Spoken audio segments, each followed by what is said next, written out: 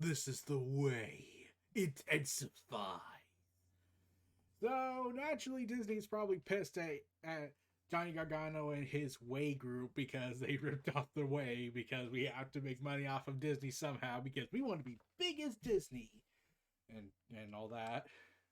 And this has been going on for like since late last year. I watched NXT as much as I used to. I still keep track of what's sometimes going on, but I've been mostly focusing on devoting my resources to supporting the AEW company.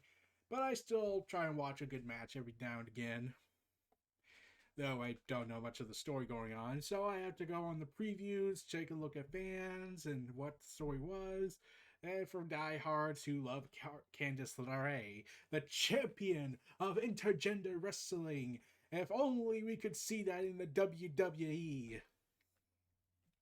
So this is apparently Candice LeRae and Indi Hartwell, who are currently doing this weird storyline regarding Dexter Lumis because Indi Hartwell is madly in love with him. Yeah, that's a thing. Yeah, I'm pretty sure you can imagine that in 2018 NXT. Oh god. So the way, the way, are going to make third times the charm to get the NXT Women's Tag Team titles. And oh my god, this is so stupid.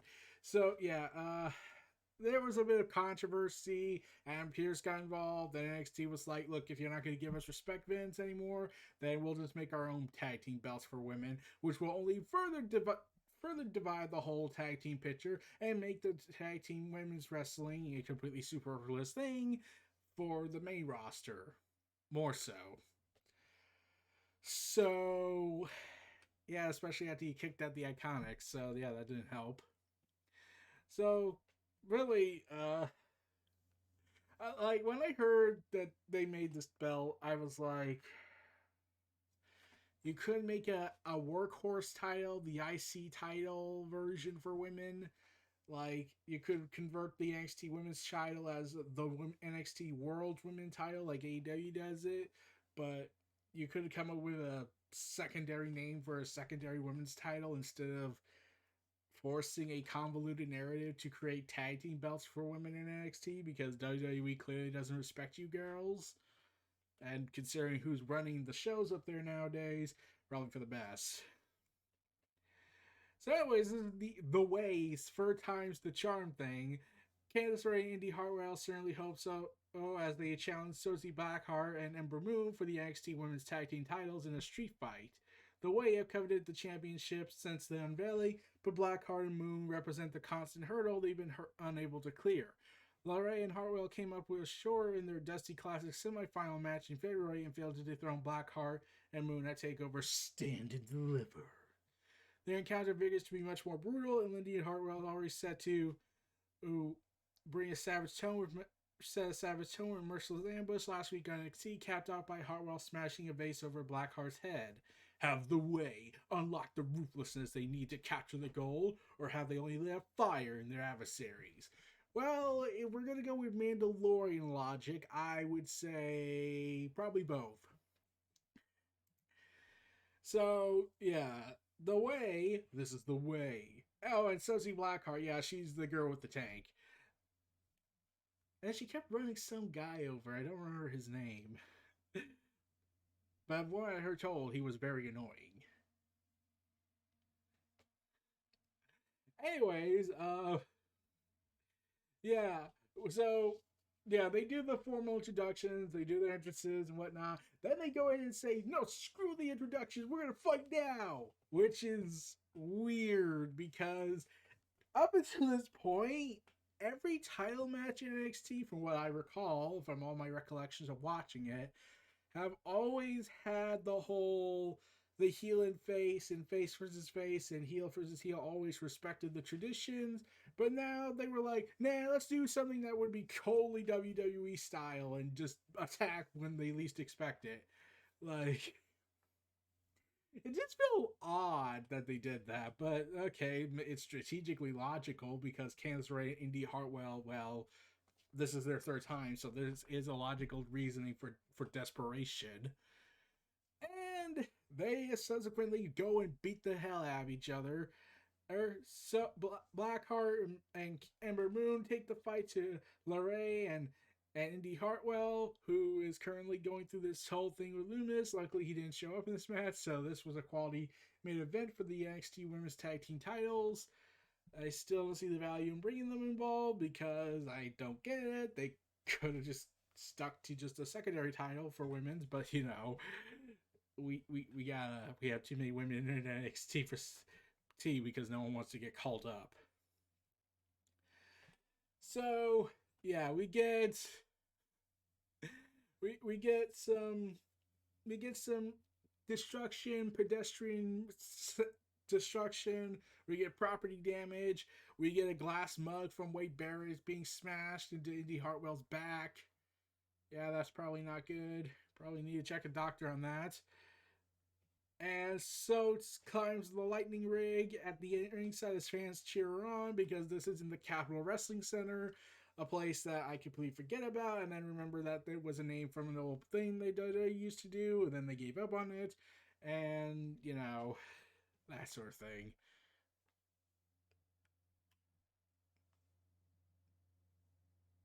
Okay,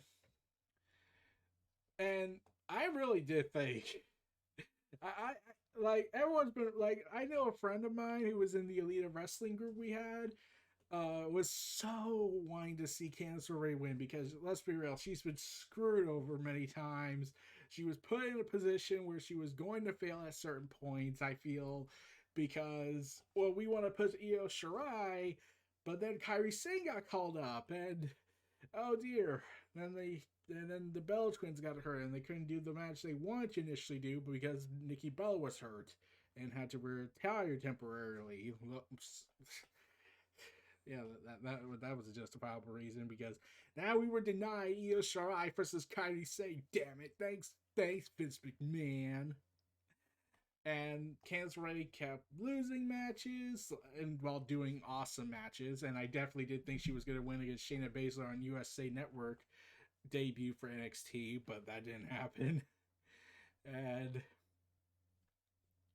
yeah, then she got put on the side, kept being treated as Mrs. Gargano because, of course, WWE doesn't know anything about her. So, really, why should they care? Because, oh, she's Gargano's wife. We could just do that, right? We can't make her the badass woman who kicked his ass once upon a time.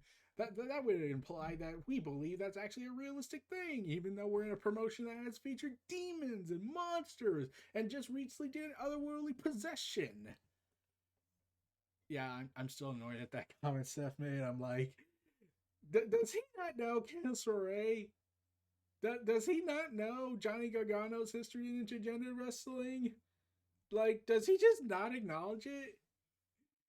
But yeah, Candice LeRae is just badass. Like I'm like, but and the whole violet hair she has in this graphic is off for me. I'm just used to her blonde style because that's what I'm just more used to.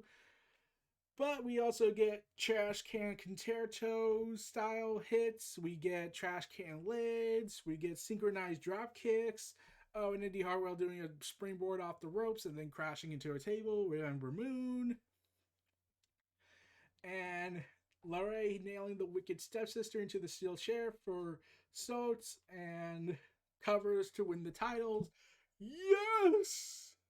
LeRae and Indi Hartwell are champions! And I still don't feel a thing. Yeah, I have not kept track of the story. I just read the articles. I'm like, it was a great match.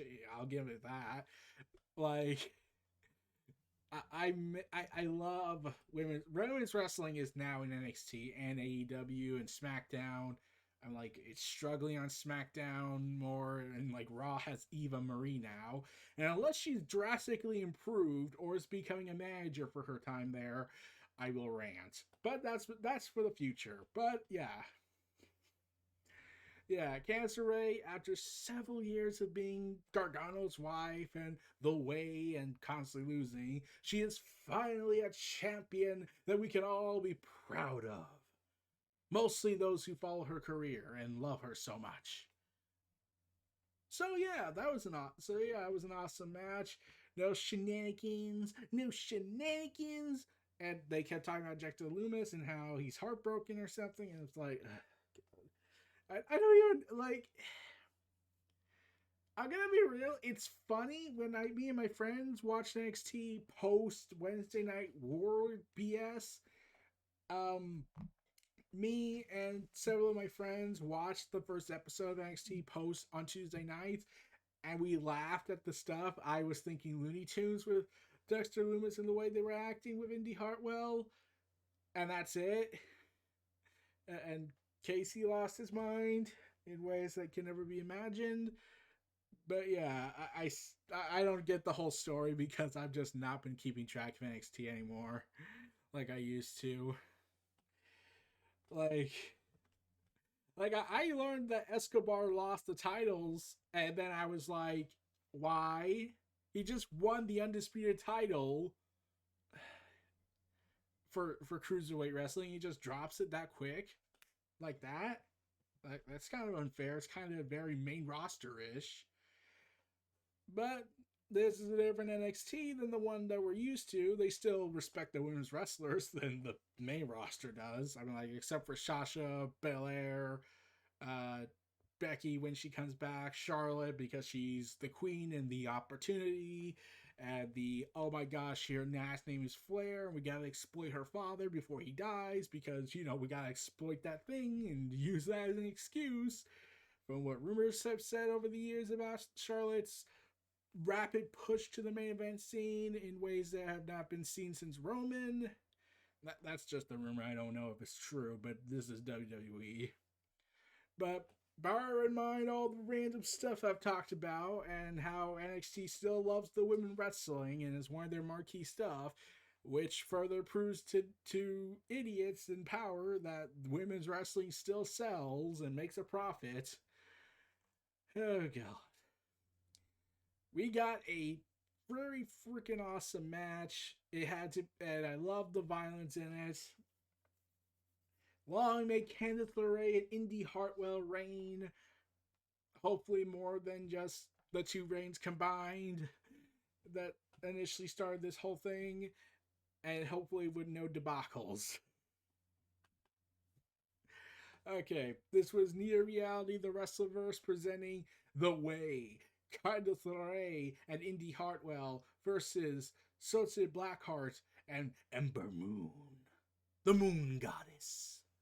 Feel free to like, comment, subscribe, check out my other content in the description below. Stay tuned for more. I'll see y'all next time. Peace and take care, everyone. Take care.